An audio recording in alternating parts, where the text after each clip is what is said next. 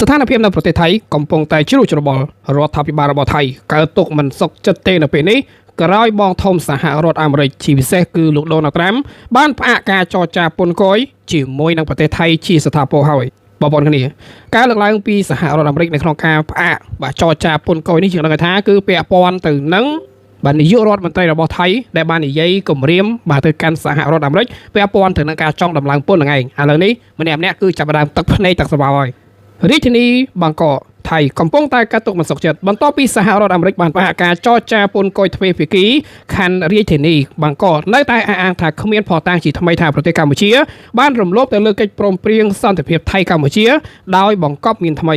អ្នកនាំពាក្យរាជរដ្ឋាភិបាលរបស់ថៃនៅថ្ងៃសៅរ៍ទី15វិច្ឆិកានេះបានធ្វើបទបង្ហាញទៅដល់ប្រព័ន្ធផ្សព្វផ្សាយអំពីការវិវត្តចុងក្រោយបំផុតទាក់ទងទៅនឹងស្ថានភាពព្រំដែនកម្ពុជានិងថៃនិងបញ្ហាពាក់ព័ន្ធដែលបានរាយការណ៍ដោយក្រសួងការបរទេសលោកបាននិយាយថាការធ្វើបច្ចុប្បន្នភាពនេះបានកើតឡើងបន្ទាប់ពីមានការពិភាក្សាតាមទូរស័ព្ទរវាងលោកនាយករដ្ឋមន្ត្រីលោកអានូទីននិងប្រធានាធិបតីអាមេរិកលោកដូណាល់ត្រាំដោយមានរដ្ឋមន្ត្រីការបរទេសចូលរួមផងដែរ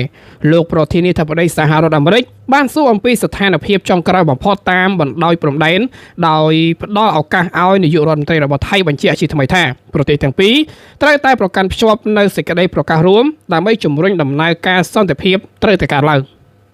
នៅពេលដែលលោកប្រធានាធិបតីលោកដូណាល់ត្រាំសួរអំពីអ្វីដែលប្រទេសថៃរំពឹងទុកលោកអានូទីនបានសង្កត់ធ្ងន់ថា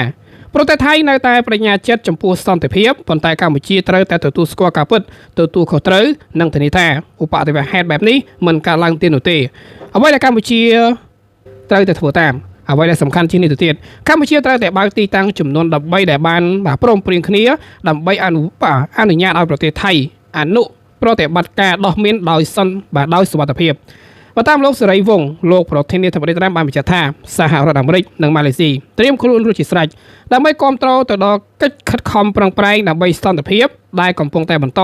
ប៉ុន្តែមិនចង់ជ្រៀតជ្រែកនៅក្នុងយន្តការទ្វេភាគីដែលមានស្រាប់រវាងកម្ពុជានិងថៃនោះទេជាជំហរដ៏សំខាន់មួយដែលប្រទេសថៃបានទទូច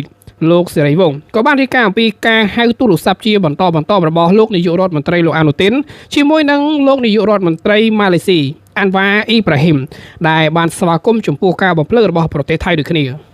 នៅក្នុងនាមជាប្រធានអាស៊ានប្រទេសម៉ាឡេស៊ីបានបញ្ជាក់ជាថ្មីនៅការគាំទ្រចំពោះជំហររបស់ប្រទេសថៃថាការបោះសម្អាតមីនគឺជាចំណុចស្នូលនៃសេចក្តីប្រកាសរួមរាជធានីកូឡាឡាំពូ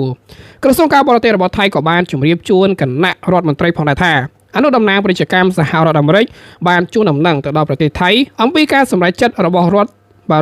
ធានីវ៉ាស៊ីនតោននៅក្នុងការផ្អាកចរចាជាបណ្ដោះអាសន្នទៅលើកិច្ចព្រមព្រៀងពន្ធគយទៅវិញ